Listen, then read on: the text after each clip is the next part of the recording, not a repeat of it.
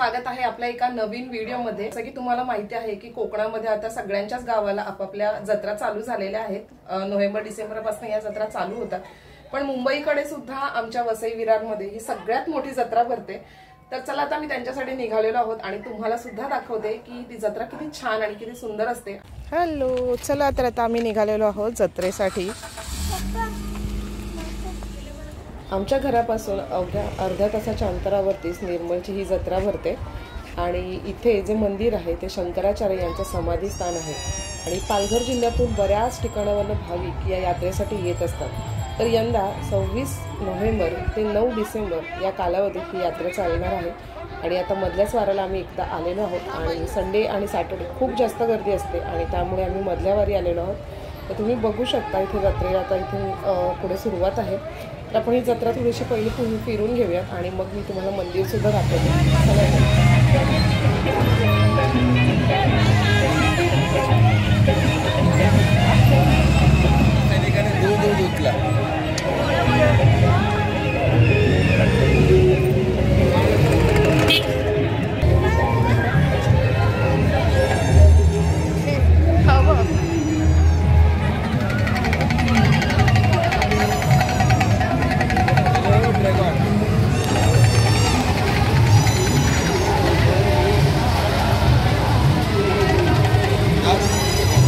दादाने काय हवंय तुला?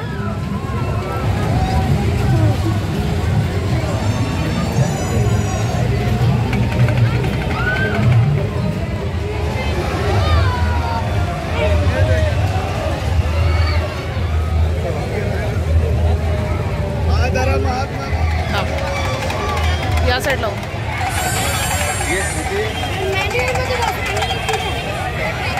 जाऊ दे।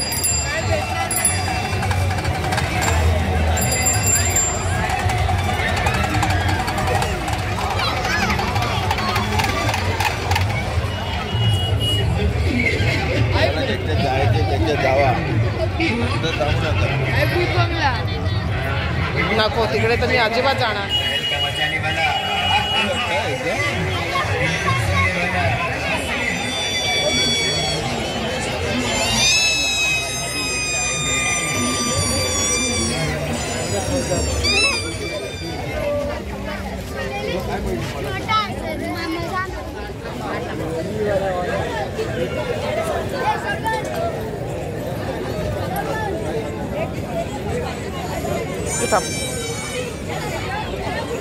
ज्वेलरी व कॉस्मेटिक मात्र 10-10 रुपए में, हर माल हर आइटम मात्र 10 रुपए में। आपके शहर में पहली बार पहली मर्तबा, जी हाँ, तो देरी किस बात की, चले आओ हमारी दुकान पर, ले जाओ अपनी पसंद का सामान मात्र 10-10 रुपए में।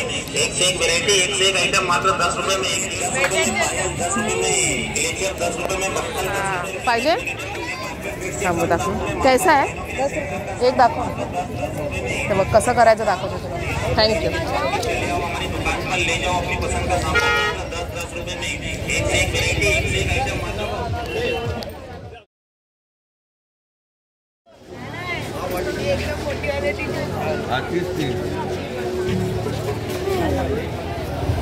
हे बघ हनुमानचं मंदिर।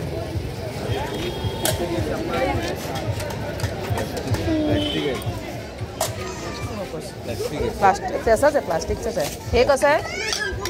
100ला 4 आहे। 100ला 4 बरं आहे। सांग मला काय उभा राहा एका ठिकाणी। या गाड्या घेऊया छोट्यावाल्या? नको, मग काय हवंय? कशाने खेळणार तू? भांडी कुंडी बघा। हे कसं आहे डबा? 40। हे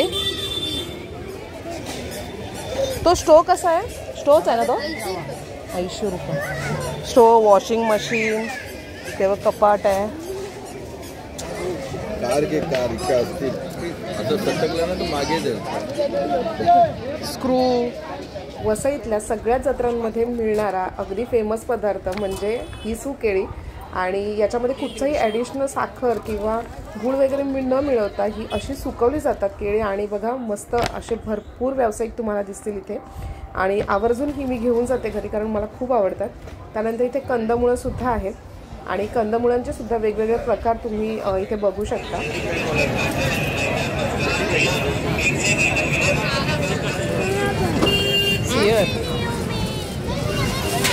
हे पण छान आहे.